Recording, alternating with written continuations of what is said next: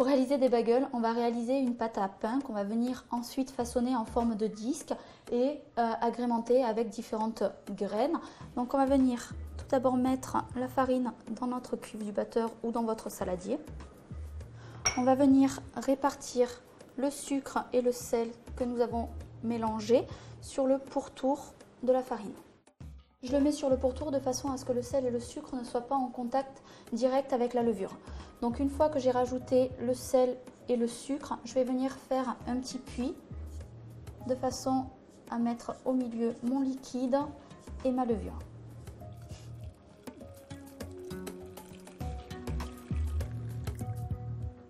On va venir ajouter l'huile d'olive. On va donc venir pétrir jusqu'à avoir l'obtention d'une pâte homogène. Une fois qu'on obtient une pâte homogène, on peut arrêter de la pétrir. On va pouvoir la sortir pour pouvoir la portionner et former les bagels.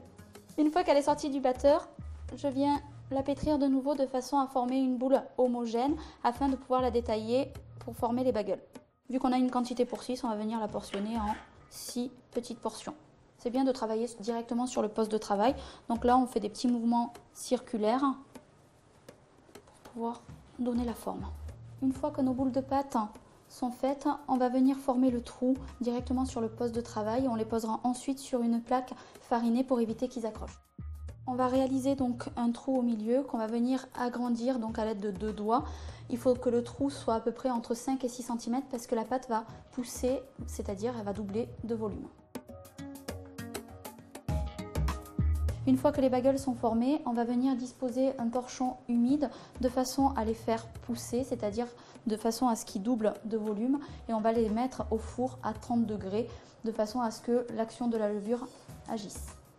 Une fois qu'on a fait pousser pendant 2 heures les bagels au four, on va venir leur donner une pré-cuisson dans un bouillon composé d'eau, 2 cuillères à soupe de gros sel, 1 cuillère à soupe de cassonade et 1 cuillère à soupe de maïzena. Une fois que notre bouillon est à ébullition, on va venir prendre les bagels et on va venir les plonger pendant 30 secondes. Il faut vraiment que le bouillon soit à frémissement, pas trop fort pour pas déformer notre bagel.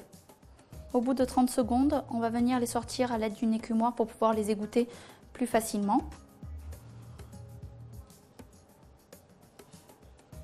On vient les poser sur un papier cuisson. On vient dorer les bagels pour leur donner une belle coloration au four et pour venir figer les graines qu'on va mettre sur le dessus. On va venir parsemer de graines de pavot ou de graines de sésame.